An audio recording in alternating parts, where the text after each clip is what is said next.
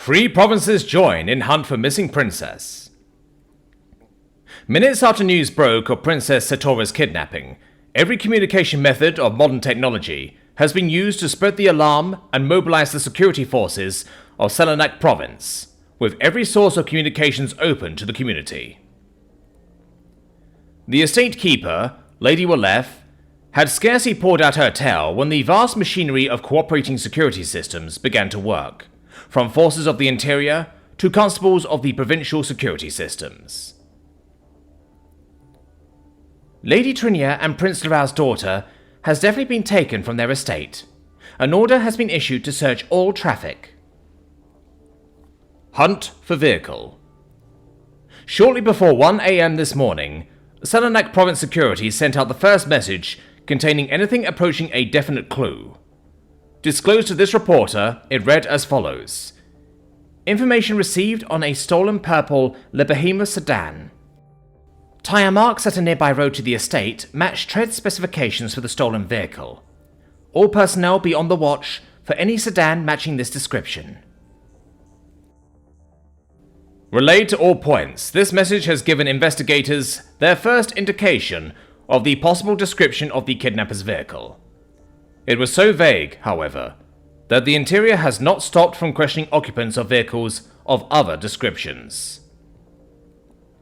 As the first alarm was being sent out to the Selanak barracks, Lieutenant Wavram, in command of that post, sent out every woman who could be spared. Upon their arrival, Lieutenant Wavram met with Minister Raylin, while a sergeant in the detachment reported confirmation of a ransom demand found on the scene. Woman hunt is on. Agents have been sent on the rounds of all known underworld haunts to see if they can pick up any clues as to the identity of the kidnappers. Meanwhile, the large force under Lieutenant Wavram began a careful search, reinvestigating the woods surrounding the estate, on the possibility of uncovering additional leads. Troopers were speeding from the barracks, in Ciaralan and Talafa provinces, to augment the searches on the scene, with a cordon about the area to stop all vehicles for questioning. Ongoing efforts are being made to review all security footage from road traffic seen in the prior 6 hours within a 10-mile proximity to the estate. Security forces from Selanak, Ciaralan and Talafra provinces were alerted, and Commissioners Mojave, Shelvra, and Luvin of their respective provinces all rushed to the estate to coordinate with the Ministry of the Interior to direct efforts to assist in the search. Patrols from neighboring provinces have either rushed to offer off-duty officers on secondment, or have closed down a heavy guard on all roads leading from the area. An ongoing... Tom? Mavere leaned over the side of the bed, opposite Shalea, and shook his hand gently. Tom, how are you feeling? Miv. Tom opened his eyes blearily. I was just napping. Honest. You look worried. Have you been sleeping? What do you mean, Tom? You were stabbed. Miv frowned. How could we sleep after that? Shalea and I... Desi, too. We've been here worried sick about you for the last 3 days. So right. Just a little... misunderstanding. A woman tried to kill you and the girls. Shalea shook her head in disbelief before looking over to Miv. You beheaded her. Mavere squeezed his hand, meeting Leia's eyes. Tom gave a weak cough. Solves that, then. She was an admiral. Mavere nearly rose out of her chair. She was coming after you with a knife. What were you thinking? You could have been killed.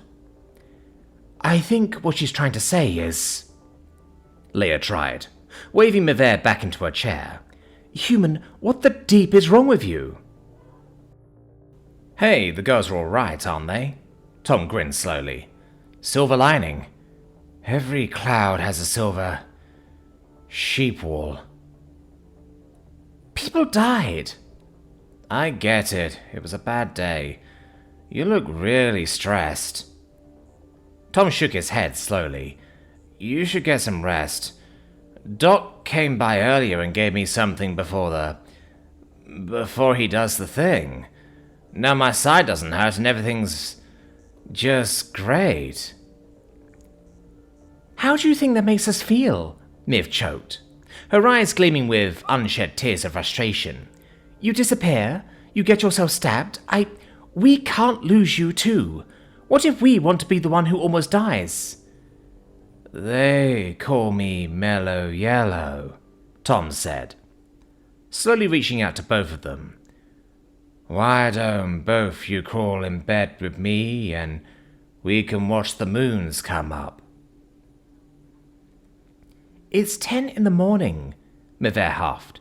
The sun is out. There are no moons. Only if you're looking with comfortably numb, pigs on the wing. Shalea shook her head when he began to snore. Tom Warwick, after this operation, you better come down off whatever they gave you, or I swear I'm going to knife you. Mivere sank into the deep cushioned sofa gratefully. The living room in the house she shared with Shalea was home, but it didn't feel like home. Not since Chanda died. For most of the year, home had been her lodgings on campus. Now... I know that look on your face. Leah was turned away across the room, pouring a drink. You aren't even looking at me. Do I need to be? Leah stopped the bottle and turned around, holding up a second glass. Here, you need this.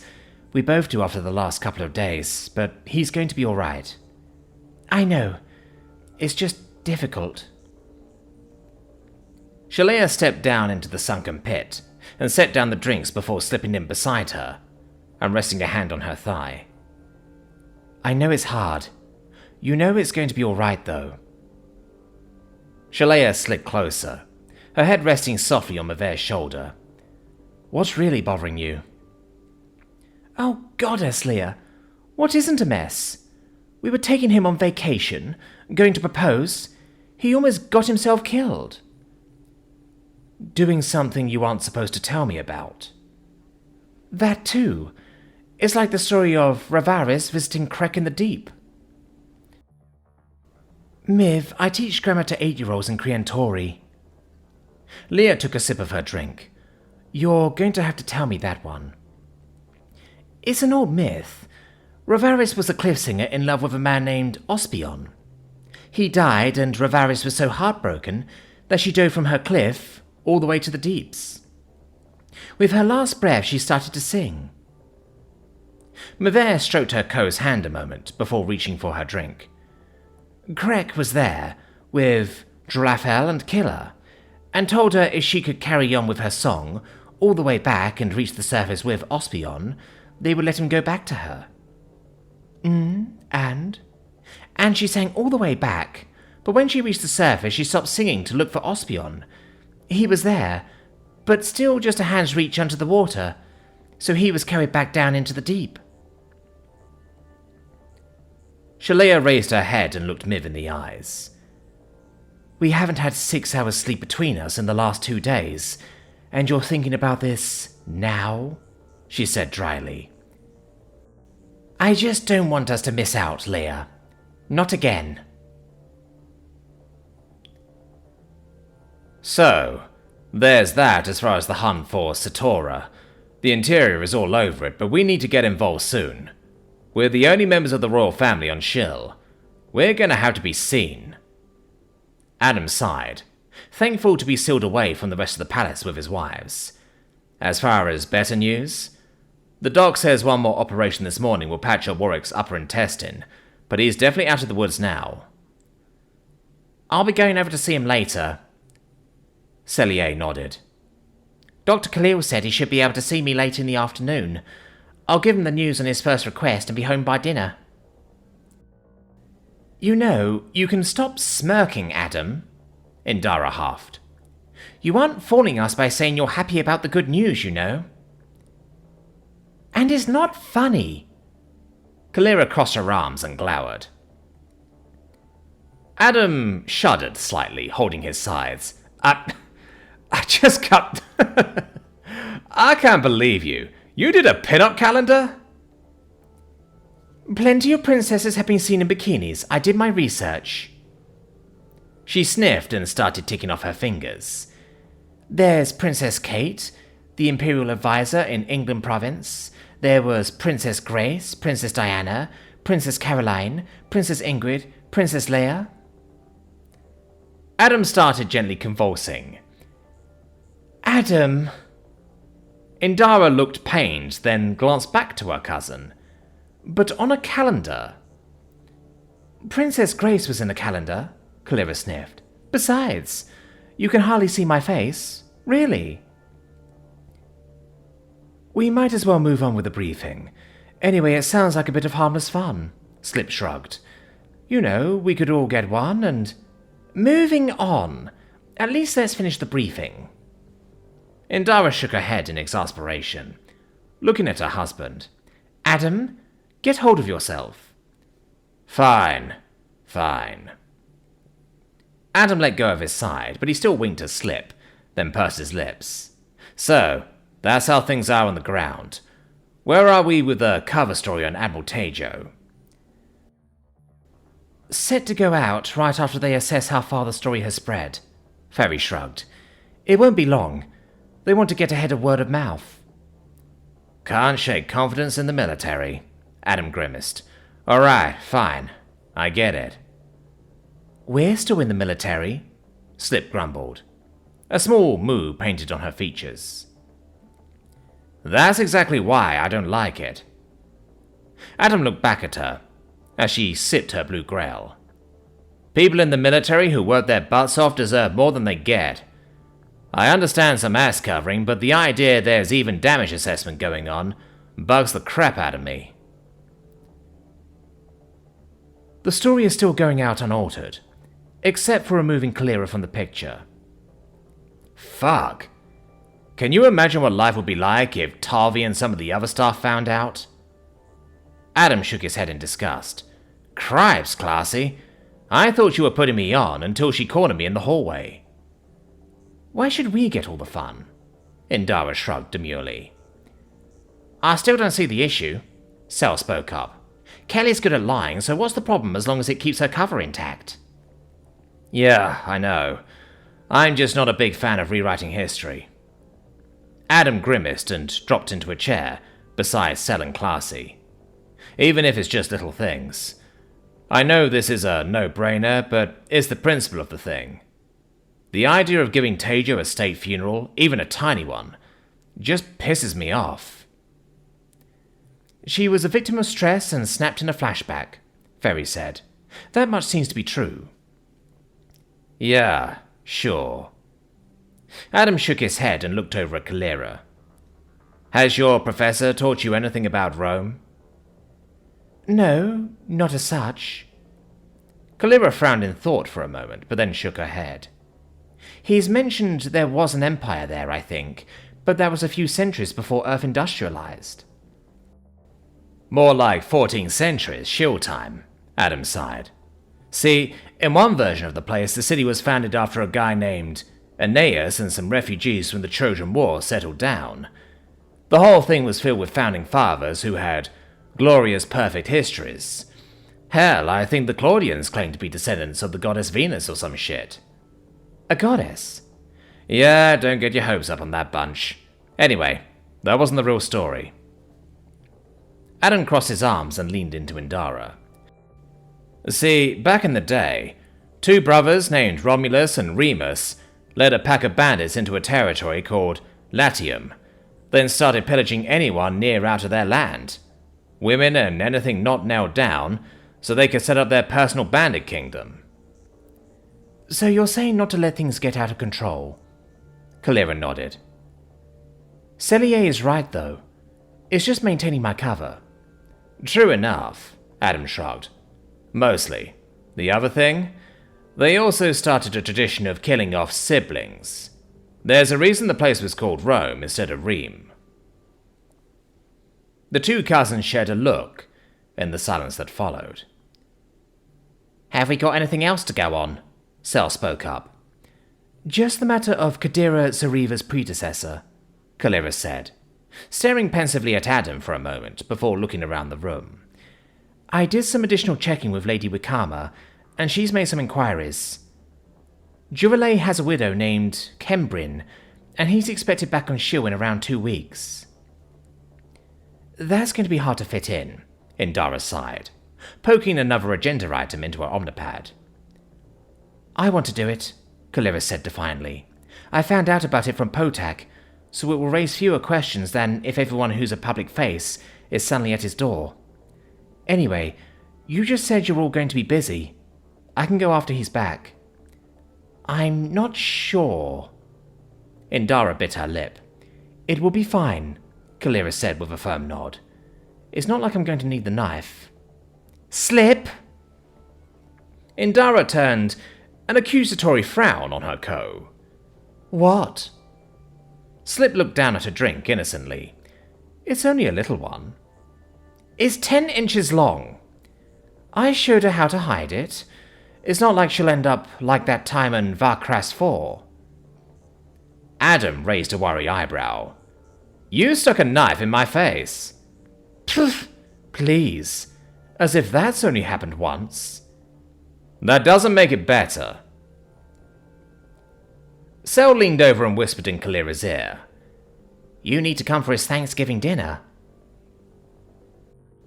Kalira blinked. Wait, who's saying I'm a good liar? Tom looked from Dr. Khalil to the princess he'd just introduced. After days without sleep, Miv and Leia had finally been pressed into going home until late afternoon for visiting hours. Princess Cier didn't need to wait for permission, but she and Dr. Mike seemed on easy terms, and he smiled through the pleasantries as she settled down, looking at them both. So, you're a night crew, Your Highness? Tom asked, after an awkward few moments of general silence. You are to address me as... Cellier blinked. Wait, you said it. Yes, Your Highness? He's all right, Cell. Mike shook his head as he finished some notes on Tom's chart. Sorry, I snapped, she sighed, glancing at the chair. It's been a rough couple of days since we landed. The attempt on Kelly was bad enough, but now Satora's gone missing? I'm sorry. It's been all over the news. Please have a seat, Your Highness. Just call me Cell. The night crew woman slid into the chair at the bedside, looking older than her years for a moment, as she closed her eyes, but it passed. The doc says you're good people. That's good enough for me and the rest of the family. I just wanted to come over and check up on you. Kelly's worried. She's coming back to school, isn't she? Yeah. Her security is going to get a bit of a bump, but she wants to finish what she started. Cell nodded. We're still working out the particulars, but now everything's gotten shoved to the side. Satora's one of the sweetest kids you ever met. She's only pushing 6 in Earth years.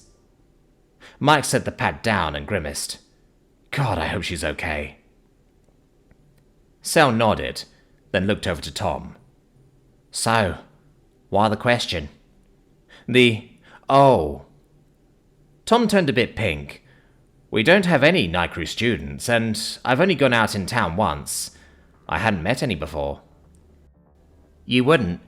Indara says you're teaching at a great school, but I heard about the Academy's Imperial Writ too. Cell didn't quite frown. There are plenty of Helcom nobles, but that's because they had that going on when the Imperium arrived. There are some Rakiri and such, but as far as I know, I'm the only night crew noble in the Empire. The Imperium tends to keep dynamic structures in place on member worlds. Mike leaned against the wall and nodded. It's a lot easier to integrate people who feel like they have a stake in things. Yeah, I saw that in Japan and England, Tom said after a moment. Some of the other countries, the old monarchs were given titles, but they were put in the sidelines or made advisors. Keeping them close for a while, Mike nodded. In a generation or two, they'll be the real thing, though. For now, it's easier to keep an eye on them. It's not like anyone misses seeing me, Sel smiled, holding up her right arm. In the short dress blouse, it showed off the soft patterns of light, fluorescing along her skin in graceful arcs and swirls. There are more non-shore nobles all the time. I'm just a drop in the bucket, but it's starting to add up. Sorry. It's been a while since I heard any human phrases. Talking with Mike the last day or two has been nice. Tom grinned for a moment, glancing over at Dr. Khalil. I know what you mean about the imperial writ at my school, though. I've never been a fan of private education, but I took the job and I'm trying to broaden horizons. It's not always been easy, though. You wouldn't believe some of the looks I got teaching a class on marriage fundamentals. As a nation, we began by declaring that all men are created equal. We now practically read it, all men are created equal, except Negroes. Khalil intoned slowly, crossing his arms. When the Know-Nothings get control, it will read all men are created equal except Negroes and foreigners and Catholics. When it comes to this, I should prefer emigrating to some country where they make no pretense of loving liberty. To Russia, for instance, where despotism can be taken pure, and without the base alloy of hypocrisy. The Know-Nothings. Wow, that's something I didn't remember to teach. Shows you how things come around, doesn't it? Tom grimaced and shook his head. I'm still a little out of it. Was that Lincoln or Twain? Lincoln. Mike looked over to Sel. What he means is, the same batch of folks who are making political clout off of people who look like me were also going around denying things like racism and climate change. Anything they didn't like, they spout off something like, well, I'm no scientist, but I think blah blah blah. Basically, they dismiss the value of being intelligent, informed, or an expert in anything they didn't agree with. The Know-Nothings were a political party about 100 years before that, doing the exact same thing about slavery, immigrants, people of color. Cier made a face. You know how I feel about slavery. I know how I got here. Tom slid up in the bed, shoving the blanket around.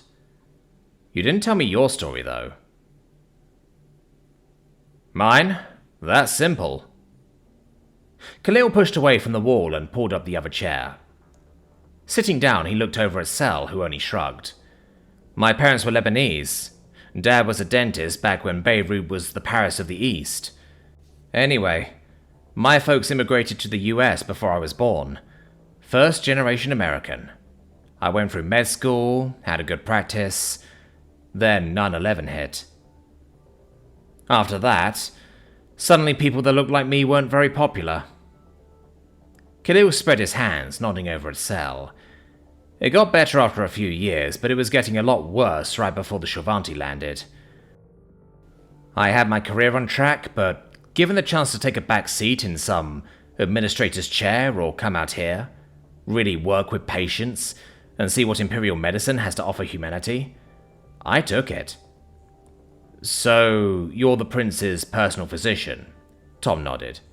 And full-time researcher, when the family are away from Shill, Mike nodded. I get to work with Sel's doctor as well. We choose to go to the moon and do the other things, Tom nodded. Not because they are easy, but because they are hard. Kennedy. And I've gone a lot farther than the moon. Yeah. I was born in time to watch Star Trek in my mother's lap. The original series. The last moon landing. I remember that. And what it felt like. No one doubted for a minute that we could do hard things. I guess at the time we were a nation in spring. It felt like the only challenge was simply to do. Tom frowned thoughtfully, wrestling with his memories. I was overseas when 9/11 happened, but when I came back, somewhere over the years things really changed. It hit me in the face after 10 years away. Everyone was making points of dissolution, pointing at the other guy and telling people who they could blame, instead of finding answers together. Spring turned to winter. I lost a lot. Hell, I lost everything. But there are times when, I'm being honest with myself, when I still have to wonder how bad it could have gotten if the Imperium hadn't shown up. Not just back home in the US, but the whole planet. Change is a precarious thing. My people in the consortium have faced our share as well, and it hasn't always been easy for them. Cier sighed and raised one finger, frowning in thought as she recited. Greater than the death of flesh is the death of hope, the death of dreams. Against this peril we can never surrender. The future is all around us, waiting, in moments of transition, to be born in moments of revelation. No one knows the shape of that future or where it will take us. We know only that it is always born in pain. That's profound. Mike raised his eyebrows, looking at Cier. Night crew philosophy? Babylon 5. Tom's smile turned into a grin. Gakar? Gakar. Cier nodded, like a teacher looking at an apt pupil, then dipped her head demurely. Adam and the family spent some time on Earth. I grew curious about how humans saw aliens before the Imperium arrived.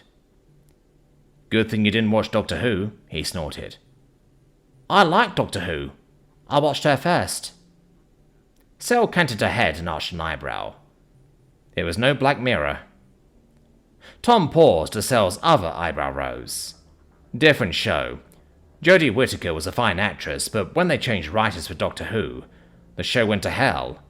She was a victim of some really bad material. Black Mirror, you say? Yeah, maybe skip that one. Tom hedged as he thought back to that episode.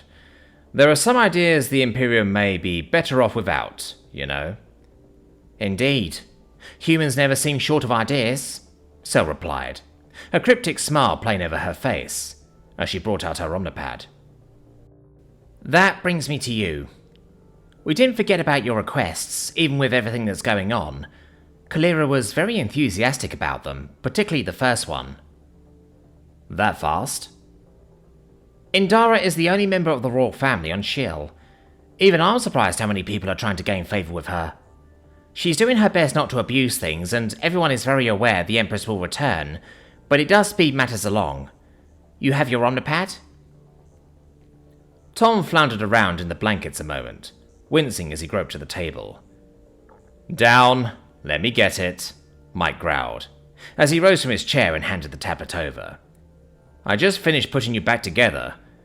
Even with the miracle meds you're on, I don't want you straining yourself for a few days. We'll be talking about your physiotherapy later. Tom smiled his thanks, sheepishly, then raised his omnipad over to Cier, who flicked a fingertip along her own. There's the document. It's all done, pending her signature and agreement. Indara is looking into the second. I'm curious, these 3 requests, that's really all you wanted?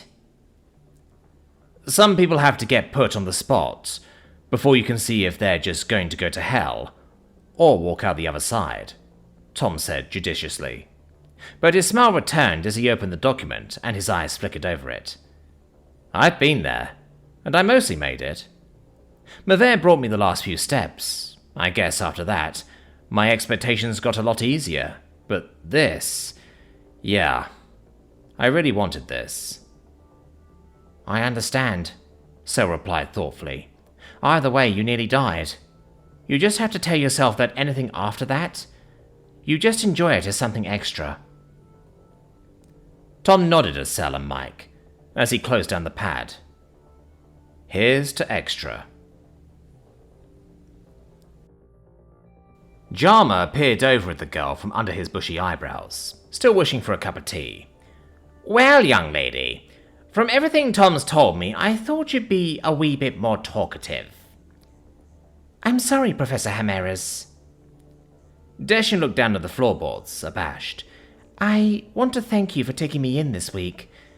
Even though I've not been any help at the museum, it really means a lot to me. Now, there's no need to fret over that. Sitting behind the wheel, Jama peered at the traffic before setting the autopilot and letting the sedan take over. I'm just glad I could help. The tide came in deep this week, and you've had more than enough trouble just keeping your head above water. I promise I'll try and make it up all the same, Deshin said earnestly. I'm just relieved he's going to be all right, but I'll start work first thing tomorrow. That will be just fine. I've got the files on the McGrethy object all set aside for you. Jarmer swung his chair around to the lounge position and nodded. Fascinating thing, but it won't take you more than a day or two. Thank you for the ride out to the hospital. Getting an omnicab. Desi squirmed a moment, looking out the window, as the countryside rolled past. I hate going alone, I guess. I hope that doesn't sound foolish. Nothing wrong with it at all, Jarmer grumbled, pursing his lips. Trust me, the older you become, the less fond of hospitals you get. Professor Pelavon is going to be there? Aye, and her Clobly Pabring. He nodded. I only met her briefly before the show. A fine figure of a woman. I gather you're very close? I've become very attached to the professors. Tch. Jarmer shook his head. That was very well said, young lady. Lose the and you'll make a convincing liar yet. Liar? Professor, I don't... Now, that's enough of that. Jarmer levelled a frown at the girl that would have made a Grinshaw pause. I'm not well disposed to self-deception. Half the buggers that did it ended up in my exhibits. Now, try again. Yes, sir. Deshin blushed and stopped herself before she bit her lip. I guess I think of them as family. But you look like you already know, she added. Well, aren't you just a cheeky little thing? I approve. Jarmer arched an eyebrow as his smile slowly blossomed. Are briefings like this all the time? Calera whispered to Farella. Even over meals? Adam's one of the best at what he does, but he gets a little worked up, Ferry whispered back. Just let him get it out of his system. Calera hadn't expected the storm when she told Indara she wanted to expand the number of people who knew her identity. But the debate had been going on for most of the dinner now. Adam and Slip had settled on one side of things, while Classy and Cell were on the other. Look, half of them already know. Slip stabbed a bite of Turox, waving the steak like a pointer. It's not like it's a bad thing. There's a reason why the family has always been undercover during our school years. Indara frowned into her glass. Security means keeping the lid on tight. Sure, but if the whole thing is kept to one social circle, it's less likely one of the girls will mess up, not more. Adam shrugged. They'll all be under General Order 24 that way, contained. I don't like it. Cell grabbed at the breadbasket before passing it down. These are schoolgirls. They gossip. The youngest of them is 12, Slip shrugged. They're adults now, and Kelly can fib with the best of them. Her cover's been tied for almost a year and a half. She knows these people. Barely adults. Cell took a moment, frowning at the bottle as she tried to get it to pour, before tapping at the bottom. Still adults, Adam said. You know, Classy, you never told me where you went to school before joining up.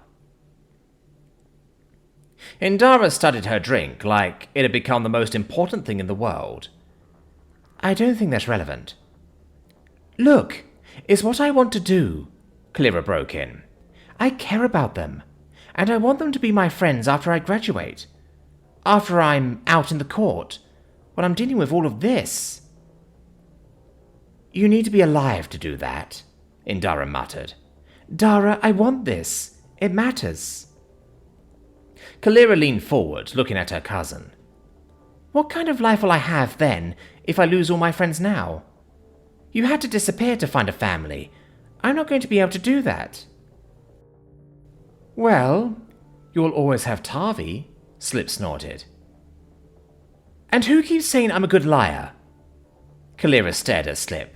I'm not a big liar. When would I practice lying? Remember your 4th birthday? Slip chuckled. I was a child. Whenever you've seen my mother?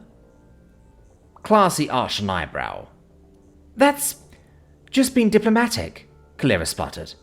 Lady Wakama taught me good manners open doors or keep them from closing, and Professor Pergress.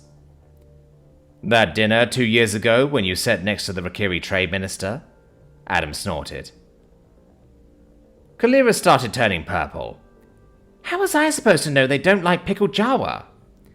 Yes, but trying to pass it off as carrion? They're supposed to like carrion when they're ill. I was only trying to help her save face when she threw up on the tricky. Tom smiled as he pushed away his plate. Deshin waited over with Jama, while Miv and Leia watched him like hawks while he ate. He made a show of finishing every bite, though it hadn't been hard. Apparently Burdin had been by, and after a few instructions on taking it easy, and threats about the patch on his intestinal tract, there had been plenty of chicken to go around. So, anyway, I should be released the day after tomorrow. I get to stand every day, and it's going to be a lot faster than I thought, but I need to exercise. Tom looked over at Miv, who was brightening by the moment. So, yeah, I'll come along for beach walking, but no marathon hikes, okay? That would be wonderful, even if it's getting a little cold, Miv beamed as she patted his hand. I'll make sure you're wrapped up and warm enough. And I'm going to have a word with your doctor, Leia nodded. I'll be checking up on you. Yes, ma'am. Tom reached over and took Leia's hand, then looked over to the others. Jama grinned and gave him a wink. So, anyway, I have something I wanted to talk with you about. You too, Desi. Tom swallowed. This wasn't how he'd imagined this going down. It was better, but... Look, I'm just going to muddle through this. No one say anything until I'm done, or I don't know I won't make a mess of it. The women nodded, and Jama raised one bushy brow, settling back into his chair. Right. So, during our vacation, I wanted to propose. Tom pulled on Miv's hand as she started, and Leia turned pale. Not a word. So, I wanted to propose to both of you. He looked at them. Leia sat utterly still. While Miv looked unflustered, she still drew a deep breath, and he pressed on. I've had too much experience in mischances. Let's call this a near miss. Anyway, this isn't the way I wanted to do it, but I'm not putting this off. Ladies, I want to ask you to marry me. There's just one condition first. Both looked as if they'd been in the middle of an enthusiastic response, and Tom felt awash with relief. But the words stopped them both. Shalia spoke first, looking apprehensive. Condition? Not about you, Leia. You're both my life now. And I want you to be my wife, just like Miver. Anyway, Desi, come on over. He beckoned her over from the corner, nodding encouragement as she moved forward hesitantly. Deshin had been looking at the trio happily, but it was the sort of smile you got from someone looking in. Miv, Leia, I want you both to open my Omnipad and have a look. You too, Desi. See, I don't know if you want to do this with me, or if you're still willing, Desi. Hell, I haven't even thought about ceremonies. But I want us to be man and wife and wife. Desi's eyes were already growing wide, and she looked up. And daughter. Karma, how do you use a knife? Kalira asked as she looked in her bag. She could just see the black handle sticking out when she opened the flap.